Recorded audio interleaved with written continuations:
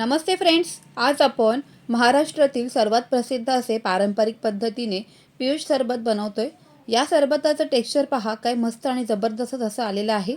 चवीला तर भन्नाट असंच बनलेलं आहे। एकदा बनवलं तर मोह आवरणार नाही असं हे सरबत बनवून तयार होतं। चला तर मग पटकन वेळ न घालवता रेसिपीला सुरुवात करूयात।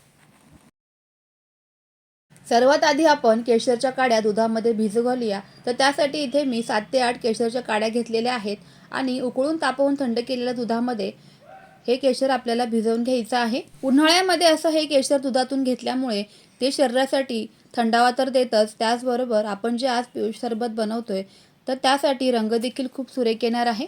त्यानंतर पुढची प्रोसेस करूया। तर त्यासाठी ताजं आणि आंबट नसलेलं असं दही इथे 2 वाट्या घ्यायचंय। शक्यतो दही दाटसर असावं, खूप जास्त पातळ नसावं। 2 वाटी दह्यासाठी इथे मी अर्धी वाटी खडीसाखर वापरलेली आहे। आता उन्हाळ्याच्या दिवसामध्ये आपण भरपूर सरबत आणि मॉकटेल्स पीत असतो। काही सरबतांमध्ये आपण गूळ किंवा गुळाची पावडर वापरतो, परंतु काही ठिकाणी मात्र साखरेला पर्यायच नसतो। तर त्याऐवजी रिफाईंड साखरेपेक्षा पत्री खडीसाखर, देशी खांड उन्हाळा सुरू होण्यापूर्वी यांची पावडर करून हवाबंद डब्यामध्ये भरून ठेवली ना तर उत्तम टिकते आणि कोणत्याही सरबतामध्ये वापरता येते।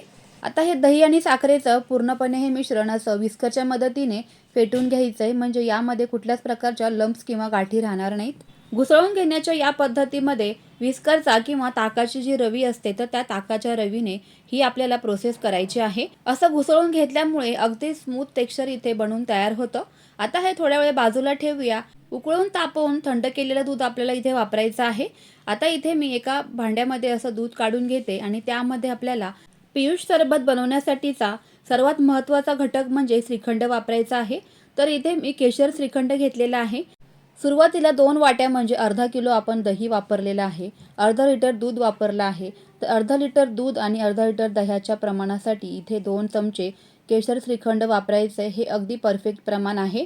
साहित्यांची यादी आणि प्रमाण मी डिस्क्रिप्शन बॉक्समध्ये देतच आहे, तर नक्की जाऊन पहा। आता हे पूर्णपणे आपल्याला या दुधामध्ये मिक्स करून घ्यायचं आहे आणि याचं स्मूथ असं टेक्स्चर इथे बनवून घ्यायचं आहे, अगदी याच पद्धतीने परफेक्ट। दुधामध्ये श्रीखंड असं पूर्णपणे मिक्स करून घेतलेलं मिश्रण आता या दह्यामध्ये असं घालून घ्यायचं आहे। विस्करच्या मदतीने पूर्णपणे हे मिश्रण एकजीव करायचं आहे आणि उरलेलं जे दूध आहे ना ते पुन्हा याच्यामध्ये घालून घ्यायचं आहे आणि केशरचं जे दूध आपण बनवलेलं तर ते सुद्धा यामध्ये घालून घ्यायचे लगेचच। आता हे संपूर्ण साहित्य जे वापरलं ना मी ते सर्वच पूर्णपणे थंड होतं आणि चिल्ड असंच वापरलेलं आहे। त्यामुळे या पियुष सरबतामध्ये बर्फ वगैरे टाकण्याची अजिबात आवश्यकता नाही आहे। त्याने काय होतं ना की हे सरबत पूर्णपणे पातळ होऊन जातं आणि त्याची जी चव आहे ना ती पूर्ण बिघडते। त्यामुळे तुम्ही रंग तर पाहू शकता, अतिशय परफेक्ट असा आलेला आहे आपल्या सरबताला।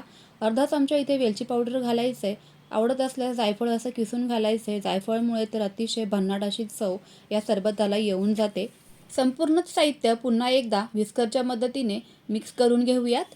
सर्व साहित्यांचं एकदम परफेक्ट प्रमाण घ्या आणि त्याच पद्धतीने हे पियुष इथे तुम्ही बनवलं ना तर अतिशय मस्त असं आणि एकदम मोह आवरणार नाही, अगदी याच पद्धतीचं हे सरबत बनवून तयार होतं। फ्रीजमध्ये तुम्ही हे बनवून ठेवलं ना तर 4 ते 5 दिवस आरामशीर टिकतं। टेक्स्चर तर पहा, काय मस्तच असं आलेलं आहे। त्यामुळेच यामध्ये बर्फ घालायचा नाही। असंच हे थंड आणि चिल्ड पदार्थांपासूनच हे पियुष बनवायचं आहे आणि त्यानंतर एका काचेच्या ग्लासमध्ये असं सर्व करायचं आहे। सर्व केल्यानंतर यामध्ये खूप साऱ्या ड्रायफ्रूटचा वापर करायचा नाही। असं केल्यामुळे जे आपलं सरबताची चव आहे ना ती पूर्णपणे ड्रायफ्रूटमुळे निघून जाते आणि ड्रायफ्रूटच खात बसावं लागतं। तर त्यासाठीच अगदी थोडंसं गार्निशिंगसाठी इथे मी तुम्हाला दाखवण्यासाठी किंवा छान दिसतं यासाठीच मी यावरती काही ड्रायफ्रूट्स घालत आहे आणि केशरच्या काड्यांनी डेकोरेट करत आहे। त्यामुळे दिसायलाही छान दिसतं आणि आकर्षक दिसतं।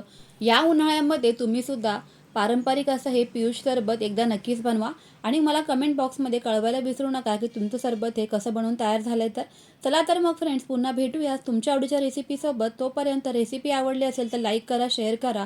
त्याचबरोबर तुम्ही जर चॅनलवर नवीन असाल तर चॅनलला सबस्क्राईब करायला अजिबात विसरू नका। रेसिपी आवडल्यास एक लाईक नक्कीच करत चला, त्यामुळे मला असं मोटिवेशन मिळत जातं। पुन्हा भेटूया, तोपर्यंत always keep smiling and keep cooking. Bye bye friends.